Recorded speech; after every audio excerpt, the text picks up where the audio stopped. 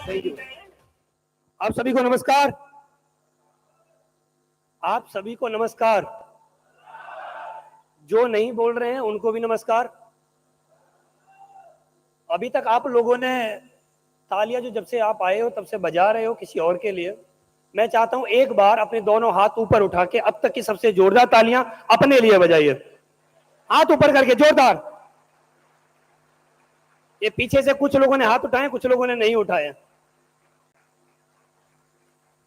Thank you.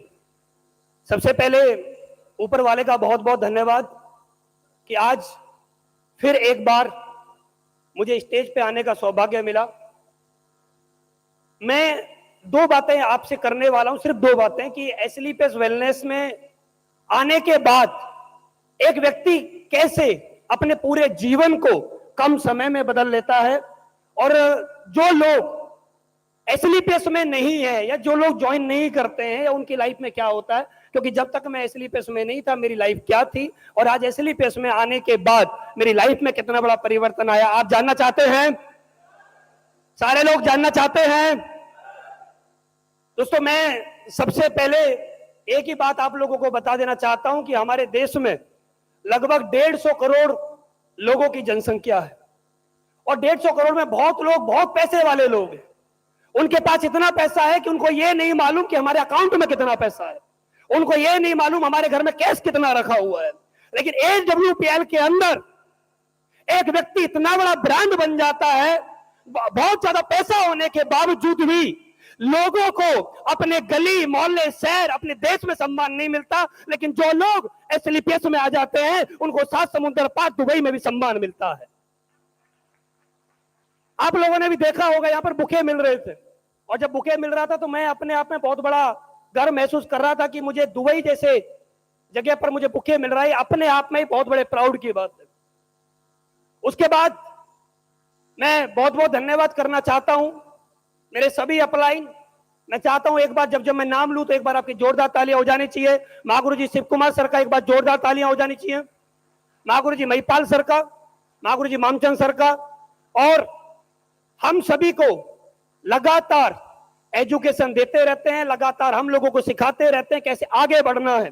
और मैं इतनी बात एक बात गर्व के साथ बोल सकता हूं, बहुत सारे एमडी हैं हिंदुस्तान के अंदर, लेकिन मैं एक बात बड़े गर्व के साथ बोल सकता हूं, जितने मेहनती हमारे एमडी हैं उतना मेहनती नेटवर्कर तो छोड़िए कोई एमडी दुनिया में नहीं है जितने मेहनती आज हमारे अपलाइन। आप लोगों ने देखा होगा, अभी थोड़े दिन पहले से आप लोग देख रहे हैं कि संजीव सर कभी विजय रथ लेकर कभी किसी शहर में जा रहे हैं, कभी किसी शहर में जा रहे हैं, कभी किसी शहर में जा रहे हैं। और हम जब उनको फेसबुक पे देखते हैं तो अपने आप से बातें करते हैं कि एक एमडी होने के बाद, हजारों करोड़ की कंपनी बनाने के बाद एक व्यक्ति आज भी ग्राउंड में है, तो हम जैसे लोगों को 24 घंटे तो छोड़िए मेरे दे भाई, 24 दिन लगातार ग्राउंड में रहना चाहिए, क्योंकि आज जो सोच हमको दी है। और मैं चाहता हूं एक बार एमडी साहब के लिए एक बार जोरदार तालियां हो जाएं। जोरदार का मतलब जोरदार होता है मेरे भाई। हमारे यहां पर एक ट्रेनिंग चलती है 10 का दम। बहुत सारे लोग बोलते हैं 10 के दम से कुछ नहीं होता। 10 के दम से वो हो जाता है तो किसी और दम से नहीं होता। 10 के दम के बाद 10 साल के अंदर 400 लोग हिंदुस्तान से चलकर दुबई आ जाते हैं। इसका पावर 10 का दम है। 10 का दम। और ये 10 का दम गुरुजी ने पता नहीं कब रखा होगा, कब नहीं रखा होगा, लेकिन आज इसका मतलब हमारे सामने है कि आज 10 का दम ले लेके हम 400 लोग यहां पर आए हैं और लगभग हजारों लोग इस हॉल का हिस्सा बने। मैं पिछले 8 साल से एसलीपीएस में हूं। मैं जब इस बिजनेस में नहीं था, कुछ बातें मैं आपको बता देना चाहता हूं, अगर आपको हो सकता है वहां से विजन मिल जाए। जब मैं इस बिजनेस में नहीं था, इस कंपनी में नहीं था, एक दिन का वाकया है, मेरी घर में एक लड़की पैदा हुई। मैं अपने पिताजी अपनी मम्मी से पहले इससे दूर रहता था जब मैं पुरानी कंपनी में था। उन्होंने बोला था अगर तुझे गवर्नमेंट जॉब करनी है तो घर में रहना पड़ेगा, क्योंकि मेरे फैमिली में मैक्सिमम लोग गवर्नमेंट जॉब में है। उन्होंने बोला अगर गवर्नमेंट जॉब हम तेरी लगवा देंगे, अगर तुझे गवर्नमेंट जॉब करनी है तो तुझे घर में रहना पड़ेगा, अगर तू ये बिजनेस करना चाहता है तुझे घर छोड़ना पड़ेगा। और जो आदमी नेटवर्क मार्केटिंग को अच्छे से जानता है वो कभी भी नौकरी की तरफ नहीं जाता, वो चाहे उसकी जेब में कुछ हो या ना हो, वो अपना घर छोड़ के किसी भी शहर को बिल्ड करने के लिए चला जाता है। और मैं अपनी वाइफ और अपने बच्चों को लेकर ग्रेटर नोएडा जैसी जगह पर 4,000 रुपए महीने के किराए के कमरे में मैं रहने लगा। मेरे उस समय पे एक लड़का था, कुछ दिनों बाद एक लड़की मेरे घर में पैदा हुई, और लड़की जब घर में पैदा हुई उसके कुछ दिन बाद हमारे घर में एक दूध का डिब्बा आता था, क्योंकि लड़की बहुत कमजोर पैदा हुई थी। डॉक्टर ने बोला था अगर आपको लड़की को जिंदा रहना है, जिंदा रखना है, तो हॉस्पिटल के अंदर एक शीशा आता है, उसको क्या बोलते हैं मुझे नहीं मालूम, इसमें आपको रखना पड़ेगा, उसका पर डे का 4-10 हजार रुपए। वो मेरे पास नहीं थे। मैंने बोला कोई और ऑप्शन बताई, तो उन्होंने बोला कि 350 रुपए का एक डिब्बा आता है जिसका नाम डेक्सोलेक के नाम से आता है। मैं उस डिब्बे को लाता और अपनी बेटी को पिलवाता। ऐसे ऐसे दिन निकलते रहे, कहीं से कोई इनकम नहीं आ रही थी। मुझे कहीं से पैसा चाहिए था तो मैं कर्जे पे कहीं ना कहीं से उठा लेता था, क्योंकि लोग मुझे कर्जा दे देते थे, और जब मुझे कर्जा मिलता तो मैं कर्जे के चक्कर में 10.5 लाख रुपए तक कर्जे में पहुंच गया। एक दिन का वाकया है, मेरी जब लड़की रो रही तो मैंने अपनी वाइफ से पूछा रो क्यों रही है? बोली दूध का डिब्बा खत्म हो गया है। मैंने बोला ऑप्शन क्या है? हमारे घर में जो मेरी मम्मी ने मेरी वाइफ को जितने भी सोने चांदी की चीजें दी थी तो वो सब मेरी बिक गई थी। मेरे पास, मैं काम करता था, मेरे पास लैपटॉप था, वो मैंने बेच दिया था। मेरे पास बाइक थी जो मुझे शादी में मिली थी, वो मैंने बेच दी थी। उसके बाद एक दिन का जो वाकया था, लड़की रो रही थी और मेरी जेब में एक पैसा नहीं था। मुझे याद आया कि मेरा पीएनबी बैंक में अकाउंट है, और मुझे पता था उसमें 500 रुपए पड़े हैं। मैं पीएनबी बैंक, वहां से 16 किलोमीटर दूर जहां का मैं रहने वाला था, बिलासपुर जगह है, वहां पर पीएनबी बैंक था, मैं वहां चला गया। मैंने मैडम से बोला कि मैडम जो अंदर बैठी हुई थी कैबिन में, मैंने बोला मैडम ये 500 रुपए चाहिए मुझे। उन्होंने बोला 500 रुपए नहीं निकल सकते, मिनिमम होने चाहिए इतना। मैंने बोला ऑप्शन क्या है? उन्होंने बोला ऑप्शन सिर्फ एक ही, आपको अकाउंट बंद करना पड़ेगा। अब 500 रुपए की मुझे बहुत सख्त जरूरत थी, तो मैंने एक फॉर्म भरा, और फॉर्म भर के थोड़ी 5 मिनट बाद मेरा अकाउंट बंद हो गया, मेरे हाथ में 500 रुपए आ गए। और जब मेरे हाथ में 500 रुपए आए तो वो समझिए कि मेरे पास वो 5 करोड़ से कम नहीं थे वो 500 रुपए। ये एसएलपीएस से पहले की ताकत कि 500 रुपए को मैं क्या समझता था। और अभी मैं आपको एसएलपीएस की ताकत बता देना चाहता हूं। जो लोग बोलते हैं एसएलपीएस में कुछ नहीं होता, अभी थोड़े दिन पहले मैं गुजरात में एक शो करने गया था, और मैंने वहां पर कुछ लोग जो नेगेटिव लोग होते हैं, मैंने उनको स्टेज पे बुलाया। मैंने बोला कितने लोग ऐसे हैं जो मेरा स्टेटमेंट देखना चाहते हैं। उसमें से 10 एक लोग स्टेज पे आए, और मैंने जब उनको अपनी टेस्ट मनी पिछले 3 महीने की दिखाई, तो उनमें से मैक्सिमम लोग थे वो बोल रहे थे कि 18 लाख है, किसी ने बोला 18,90,000 है। तो एक लड़की स्टेज पे थी, वो थोड़ी पढ़ी लिखी होगी, उसने बोला कि 1,89,00,000 रुपए है। ये 3 महीने की ट्रांजैक्शन जो मेरी आईडी पर शो कर रही थी 1,89,00,000 कुछ रुपए थे। मैं ये पावर आपको इसलिए बता देना चाहता हूं, जब मैं एसएलपीएस में नहीं था मुझे अपना अकाउंट बंद करवाना पड़ा। और आप सर्च करिए यूट्यूब पे जाके, एचडीएफसी का सबसे बड़ा अकाउंट होता है इंपीरिया अकाउंट, आप उसको सर्च करेंगे, उसमें आज मेरा खाता है। एचडीएफसी के टॉप 10% लोग जिस अकाउंट को मेंटेन करते हैं, एसएलपीएस की पावर है, आज वो अकाउंट मुझे यूज करने का मौका मिल रहा है। ये पावर है एसएलपीएस की।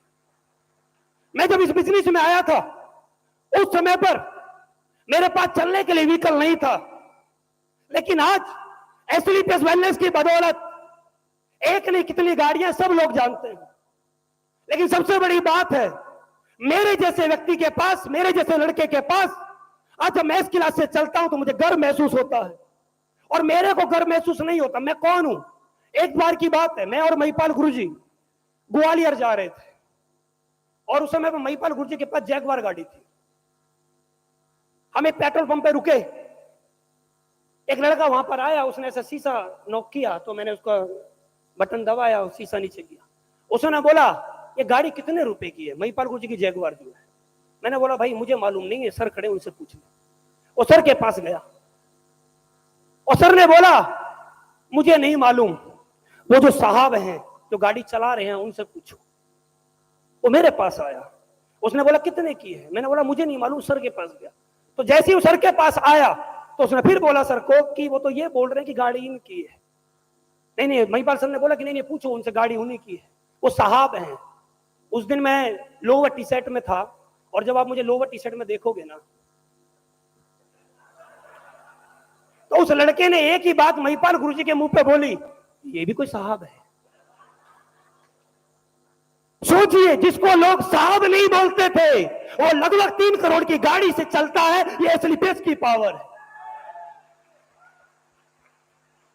आज जो एसलीपीएस की पावर, जो गाड़ी के पीछे नंबर है, मेरी गाड़ी सोसाइटी में खड़ी हुई थी और हमारी सोसाइटी में सिक्योरिटी चेंज हुई है। एक सिक्योरिटी गार्ड आए, उन्होंने इंटरकॉम से मेरी वाइफ को कॉल किया। उसने पूछा कि गाड़ी किसकी है। तो जब उसने फोन किया, मेरी वाइफ ने इंटरकॉम अटेंड किया, तो मेरी वाइफ से बोलने लगा, ये जो आपकी गाड़ी खड़ी है ये तो हमारी कंपनी एसलीपीएस की है। बताओ, 89-90 मतलब एसलीपीएस, हमारा कोई योगदान नहीं। फिर उस दिन समझ में आया, योगदान और गाड़ी इसलिए खड़ी है और गाड़ी की वैल्यू इसलिए है क्योंकि उस पर 89 नंबर लगा हुआ है, उसकी पावर। बात समझ में आई। तो एक दिन में जीवन नहीं बदला, बहुत बार उतार चढ़ाव है, आज तक आए हैं, आने वाले समय में भी आएंगे। बहुत सारे लोग बोलते हैं एसलीपीएस हर आदमी को समझ में नहीं आती है। ये समझ में भी नहीं आएगी। मेरा एक सवाल है आपसे, छोटा सा, बहुत छोटा सा सवाल है। एक ओवर में कितनी बॉलें होती हैं? बॉल तो एक होती है, फिक्ती 6 बार है। बॉल तो एक ही होती है ना, फिक्ती 6 बार है। जैसे आज तक जन्मों जन्म से लोग क्रिकेट देख रहे हैं, उनको यह मालूम नहीं है एक ओवर में कितनी बॉल होती है। अरे ये तो भी हमारी कंपनी 10 साल से है, इसका कैसे पता लग जाएगा इसकी पावर क्या है? आसान नहीं है। और ये कुछ लोगों को पता लगता है और कुछ लोगों को पता नहीं लगता है। हर आदमी अपने मतलब की बात सुनना पसंद करता है। कुछ लोग यहाँ पर बैठे जो अपने मतलब की बात आती है तो ताली बजा देते हैं, और कुछ लोग जब मतलब की बात नहीं होती ताली नहीं बजाते। एक बार की बात है, एक गांव के अंदर एक बाबा आए और वो कथा सुनाने लगे। और जब वो कथा सुना रहे तो उन्होंने कथा सुनाते सुनाते एक लाइन बोली, मैं आपको दुनिया का सच बता देना चाहता हूं। सब लोगों ने बोला, हाँ जी महाराज बताइए। तो जितने भी लोग यहाँ पर बैठे हुए हैं, जितने भी लोग इस गांव के बैठे हुए हैं, आप विश्वास करिए एक दिन आपको दुनिया से जाना होगा। दुनिया का सबसे बड़ा सत्य यही है कि आपको दुनिया से जाना होगा। जितने भी लोग बैठे हुए थे वो सब रोने लगे। सबको याद आने लगा कि मेरे दुनिया के जाने के बाद मेरे बीवी बच्चों का क्या होगा, माँ बाप का क्या होगा, मेरे परिवार कैसे चलेगा। लेकिन एक व्यक्ति बीच में बैठा हुआ था सामने, वो मुस्कुराने लगा, तेज तेज हंसने लगा। महाराज ने बोला, हाँ बेटा तुम क्यों हंस रहे हो? उसने एक ही जवाब दिया, हर आदमी अपने मतलब की बात सुनना पसंद करता है। उसने बोला कि बाबा मैं इसलिए हंस रहा हूं, मैं इस गांव का हुई ना, मैं इस गांव का कोई नहीं। मरेंगे कौन? ये, क्योंकि मैं इस गांव का कोई नहीं। तो दुनिया में लोग अपने मतलब की बात सुनना पसंद करते हैं। और दोस्त, मतलब की बात से हजारों आते हैं, जब सारी बात हम सुनते हैं तो उसी से करोड़ों आते हैं। आपने मार्केट में देखा होगा, मार्केट में एक बात सुनी होगी, फैशन के दौर में गारंटी की इच्छा ना करें, है ना? मैं आपको कल रात की एक बात बता देना चाहता हूं। फैशन के दौर में मार्केट में गारंटी की इच्छा ना करें, लेकिन एसलीपीएस वेलनेस की फैशन की टी शर्ट पहन के जाइए और अगले 5 साल लगातार हर दिन सिस्टमैटिक और अपलाइन जो बताए वो करिए। अगले 5 साल में ये एसलीपीएस की टी शर्ट आपको करोड़पति बनाएगी। ये फैशन की गारंटी है एसलीपीएस, ये बनाएगी पक्का। और हम लोगों को बनाया है। आज लगभग 400 डायमंड यहां बैठे हुए हैं। और मैं आपको बताऊं, आपको मालूम है नहीं मालूम, लेकिन मुझे एक बात मालूम है, आने वाले 1 साल बाद जब एसलीपीएस वेलनेस नेक्स्ट एनिवर्सरी मनाएगी तो यहाँ 400 लोग बैठे हुए हैं। मुझे मालूम है 400 लोग कुछ करे या ना करे, लेकिन एक काम पक्का करेंगे, अपने लेफ्ट राइट से 2 डायमंड इधर से 2 डायमंड इधर से, ये 1 साल में पक्का बना के लाएंगे। यस या नो? और नए डायमंड जब 1600 होंगे तो 400 पुराने 2000 डायमंडों के साथ हम नेक्स्ट एनिवर्सरी करेंगे। सोच के देखिए कितना बड़ा मजा आएगा, हाँ या ना? और देखिए दोस्त, मैं एक लाइन बोल के अपनी बात को खत्म करूंगा। हर आदमी को दुनिया में फेलियर झेलना पड़ता है। आप दुबई आए हैं, दुबई के अंदर एक अजूबा बोला जाता है बुर्ज खलीफा। दुबई के अंदर जब व्यक्ति आता है तो बुर्ज खलीफा पक्का देख के जाता है, चाहे कुछ देखे या ना देखे। 828 मीटर की ऊंचाई है बुर्ज खलीफा की। रिजेक्शन सबको आते हैं। जब ये बुर्ज खलीफा बन रहा था तो उन लोगों ने इंजीनियर से बोला कि भाई यहां पर एक ऐसी बिल्डिंग बनानी है। तो इंजीनियर खूब हंसे, बोला ऐसा कभी नहीं बन सकती, ये रेगिस्तान है, रेगिस्तान के अंदर ये इतनी बड़ी बिल्डिंग खड़ी हो ही नहीं सकती। यहाँ 45 का टेम्परेचर रहता है, यहाँ बहुत गर्मी रहती है। लेकिन समझदार जो लोग होते हैं, जो अपलाइन अच्छे होते हैं, वो हर प्रॉब्लम का समाधान निकाल लेते हैं। उन्होंने इंजीनियर को बोला कोई बात नहीं, दिन में काम मत करिए, रातों को काम करिए, टेम्परेचर थोड़ा डाउन हो जाता है। प्रॉब्लम जब बुर्ज खलीफा को बनने में प्रॉब्लम आ सकती है, तो क्या हम लोगों को अरबपति बनने में प्रॉब्लम नहीं आएगी? आएगी या नहीं आएगी? आएगी या नहीं आएगी? और आनी चाहिए, आनी चाहिए। मोटरसाइकिल गाड़ी का तेल खत्म होना चाहिए। हम प्लान दिखाने जाएं, हम फॉलो अप करें, ज्वाइनिंग नहीं आनी चाहिए। अगर आप हर जगह जाओगे, हर जगह जो आपकी ज्वाइनिंग आती रहेंगी, तो एक दिन आप डायमंड बनोगे, स्टेज पे आप आओगे, आपके हाथ में माइक मिलेगा, आप एक ही बात बोलोगे, मैं जहां जहां गया वहां लोगों को ज्वाइन कराया, कोई ताली नहीं बजाएगा। दुनिया की जब पेनफुल स्टोरी होती है, उसी को लोग सुन के मोटिवेट होते हैं। ये आपको समझना है कि आपकी स्टोरी कैसी बनेगी, आपकी स्टोरी में दर्द कितना होगा, और आपकी स्टोरी में जितना ज्यादा दर्द होगा, उतनी तालियां आपके लिए बजेंगी। जिस मूवी के अंदर शुरुआत में विलन हीरो के ऊपर अत्याचार करता है, उसके परिवार के ऊपर अत्याचार करता है, वही हीरो बाद में उस विलन के ऊपर डबल अत्याचार करता है, और दुनिया खड़ी होकर तालियां बजाती है। आपको प्रॉब्लम आ रही है तो ताली बजाइए अपने लिए, हाँ प्रॉब्लम आ रही है और प्रॉब्लम आनी चाहिए, हाँ या ना? और इसी के साथ मैं अपनी वाणी को विराम देता हूं। अगले 1 साल में बहुत बड़ा काम करेंगे, आज तक की आगे भी करेंगे। थैंक यू, बहुत बहुत धन्यवाद आप सभी का। मैं चाहता हूं एक बार अपने लिए जोरदार ताली फिर बजाइए, और हमारे अपलाइन, हमारे एमडी सर